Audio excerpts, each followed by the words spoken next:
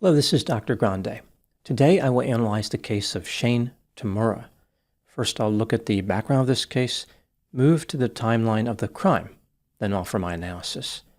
Shane Devin Tamura was born on January 19, 1998 in Hawaii. He was raised in Santa Clarita, California. His father was a Los Angeles police officer. Shane played football at Golden Valley High School for 3 years before transferring to Granada Hills Charter High School in 2015. At that school, he continued to play football. He was a running back and was described as a good athlete. In 2016, he graduated from high school. In March 2019, Shane obtained a security guard license in California. Shane moved to Las Vegas, Nevada, and lived in a house with his parents. He worked overnight in the surveillance department of a casino in Paradise called Horseshoe Las Vegas. In December 2019, he obtained a private investigator license in Nevada. In June 2022, Shane obtained a concealed carry permit. This same year, 2022, the police encountered Shane on the street exhibiting behavior consistent with being a threat to himself. He was placed on a mental health crisis hold. Presumably, he was treated and released. On September 27, 2023, Shane had a negative interaction with law enforcement at the Red Rock Casino Resort and Spa in Las Vegas. Shane was gambling at the casino when he was approached by a security officer asking for identification. Shane refused to show it and was asked to leave the property. He walked to the cashier cage to collect his $5,000 in winnings, where he was again asked to show his identification. Shane refused and was asked to leave. When he indicated that he would not leave without his money, the police were called. Shane was placed under arrest on suspicion of trespassing after allegedly reaching out to grab a security officer. In November 2023, the charge was dismissed. In May 2024, Shane was pulled over by the police while driving a black BMW sedan and given a ticket for driving without a valid license and registration. Also in 2024, Shane found himself under a mental health crisis hold for the second time. In addition to the crisis holds, Shane had been the subject of multiple calls to the police related to mental health. Despite his apparent mental health concerns, Shane retained his concealed carry permit. Now moving to the timeline of the crime. On July 26, 2025, 27-year-old Shane Tamura departed Las Vegas, Nevada, and started a cross-country trip in a BMW sedan. On July 28, at 4:42 p.m., he stopped in Columbia, New Jersey. Not long after this, he drove to Manhattan, New York City. Shane stopped his BMW on Park Avenue between East 51st Street and East 52nd Street. He exited his double-parked vehicle wearing body armor and carrying a Palmetto State Armory PA-15 rifle chambered in .556 NATO. This is an AR-15 style rifle. At 6:26 p.m., Shane made his way on foot, carrying the rifle in plain sight, to a 44-story office building at 345 Park Avenue. This is Midtown, 2 blocks east of St. Patrick's Cathedral. This 634-foot skyscraper occupies an entire city block. It has its own zip code, one of 41 buildings in Manhattan, with that distinction. The building contains several tenants, including the National Football League, an investment company called the Blackstone Group, and a real estate company called Rudin Management, who owns the skyscraper. Shane entered the lobby of the building, where he opened fire at 6:28 p.m. 3 people were shot and killed in the lobby. An off-duty New York City police officer working as a security guard named Durrell Islam, a 43-year-old Blackstone executive named Wesley LaPatner, who was trying to hide behind a pillar, and a 46-year-old security guard named Alond Edenine, who was hiding behind his desk at the elevators. Shane also shot an NFL employee named Craig Clemente, who survived. After making his way to an elevator, Shane encountered a woman exiting the elevator, but he did not open fire on her. Instead, he let her leave unharmed. Shane made his way to the 33rd floor and exited the elevator. He chased a cleaning worker while firing his rifle at her, but she managed to escape unharmed. At this point, Shane shot and killed a 27-year-old employee of Rudin Management named Julia Hyman. After this, Shane died in a hallway from a self-inflicted gunshot wound to his chest. In Shane's vehicle, the police found a backpack, prescription medication, 2 cell phones, a Colt Python 357 Magnum revolver, and ammunition. At the time I'm making this video, the police continue to investigate and are trying to uncover Shane's motive. Now moving to my analysis. Here are my thoughts on a few areas that stood out to me in this case. Item number 1. In Shane's wallet, the police found a 3-page note. Among other things, he had written, "Terry Long football gave me CTE, and it caused me to drink a gallon of antifreeze. You can't go against the NFL. They'll squash you. Study my brain, please. I'm sorry. Tell Rick I'm sorry for everything. The league knowingly concealed the dangers to our brains to maximize profits. They failed us." Terry Long was an offensive lineman for the Pittsburgh Steelers from 1984 to 1991. He died in 2005 at the age of 45 after consuming antifreeze. Later, it was determined that he had CTE. The name Rick may have been a reference to Shane's supervisor at the casino where he worked. Based on the note left by Shane, which references both CTE and the NFL, the police came to believe that Shane's target was actually the NFL office, not Rudin Management. Shane ended up at the Rudin Management office because he took the wrong elevator. There is no association between Shane and the NFL. He never played football professionally, and he never tried out for a team. When Shane finished playing high school football, he did not express an interest in continuing with the sport. Item number 2. 345 Park Avenue was a seemingly secure skyscraper. It had security guards, including off-duty police officers. The bathrooms featured bulletproof doors and doubled as panic rooms. The doors could be locked from the inside. Active shooter drills were executed in the building, and there was a security feature that could lock the elevators, thereby trapping a shooter and protecting innocent people. Shane defeated this safety measure by killing the security guard who was responsible for activating it. One worker at the building said the security guards don't have guns.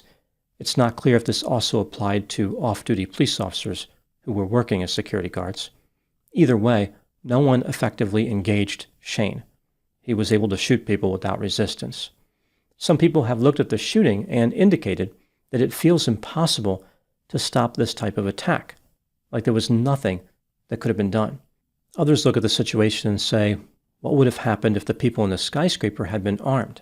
At least this way they would have had a method available to fight back. They may or may not have been successful, but at least there would have been a chance of survival. The state of New York is not a big fan of granting concealed carry permits. It has a long history of resisting the idea. They demand that citizens show proper cause to obtain a permit, which is another way of saying they're not going to issue permits.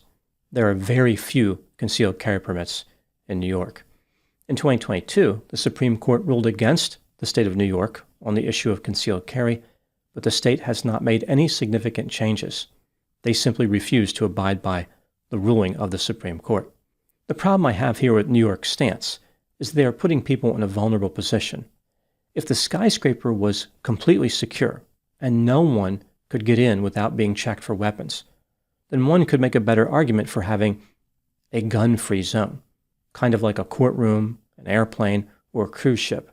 No guns are allowed, and everybody is in the same position as far as self-defense capability. If the skyscraper was not secure and everyone was allowed to carry a gun, then all the people would once again be in the same position. The problem with the skyscraper featured in this case is that the employees of the businesses inside were unarmed, but criminals could enter with a gun. This setup gives the advantage to the offender. There's something else that I find interesting in this debate about the right to self-defense. When this type of shooting occurs, risk management experts and security consultants offer advice on how to deal with the shooter.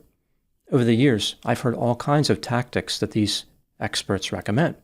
For example, spraying the shooter with a fire extinguisher or using it to hit them in the head, stabbing the shooter with a pen, pencil, key, kitchen utensil, or high heel, throwing various objects at the shooter like laptops, chairs, mugs, canned food, or staplers, walking up to the shooter and grabbing the weapon, and starting a conversation about the shooter's feelings.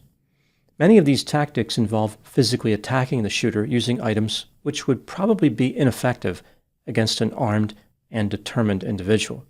The stapler example is particularly troubling. Unless it's one of those fully automatic staplers with an extended magazine, I don't think it's going to turn the tide. Similarly, is throwing a can of food a valid self-defense tactic? Does Chef Boyardee ravioli come in jacketed hollow point now? I think my favorite recommendation is the kitchen utensil. A heavily armed shooter is sure to be frightened by an office worker charging them with a spork. Is it a spoon? Is it a fork? I'm not waiting to find out. Time to get out of here.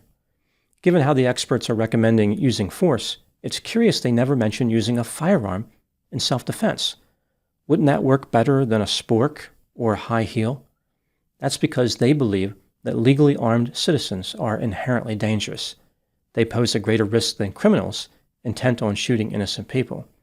Maybe they imagine that if all those people in the skyscraper had been armed, they would have just randomly shot each other long before Shane ever arrived. Like, people have no self-control. They can work in a job for years, they can pay their bills, they can raise a family, they can be responsible in every way imaginable. But if they're allowed to carry a pistol, all of a sudden they'll transform into impulsive maniacs determined to kill everyone around them.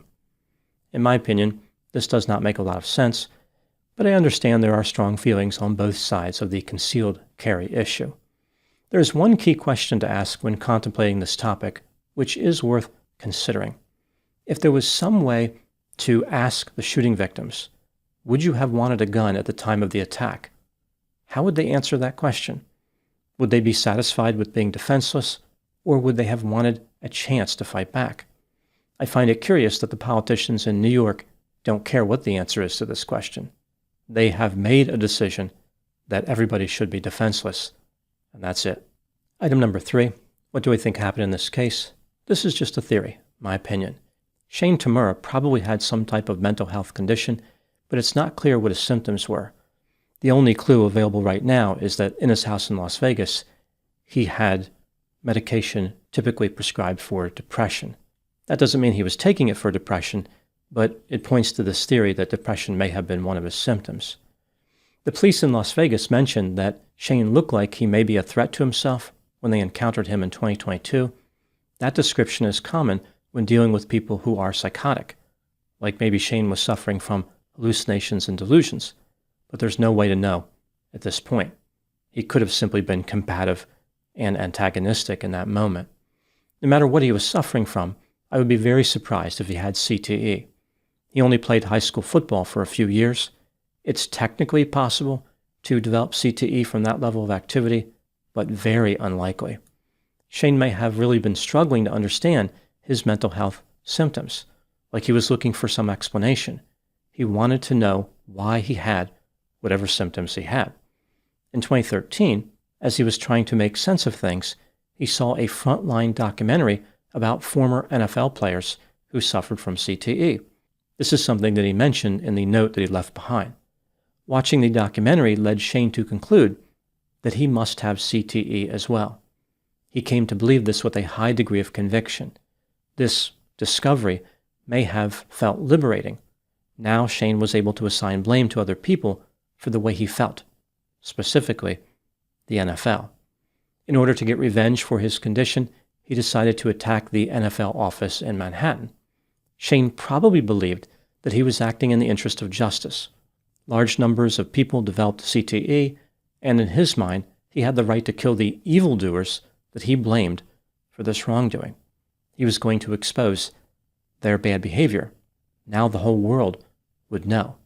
They would realize that he suffered tremendously, and these other people were supposedly to blame. In his final act, Shane even spared his brain from damage, so it could be studied by scientists. Now moving to my final thoughts. With his mental health history, Shane never should have been allowed to possess firearms, yet he had a valid concealed carry permit at the time of the murders. The police have mentioned that someone else purchased the lower receiver for the rifle Shane used in the attack. However, that doesn't explain the Colt Python, which Shane purchased just over 7 weeks before the attack. This is one of the most difficult areas to navigate when it comes to concealed carry. There's a lot of subjectivity when assessing mental health factors. Clinicians often disagree about who is safe and who is dangerous. In Shane's case, however, he was placed on 2 mental health crisis holds in 2 years.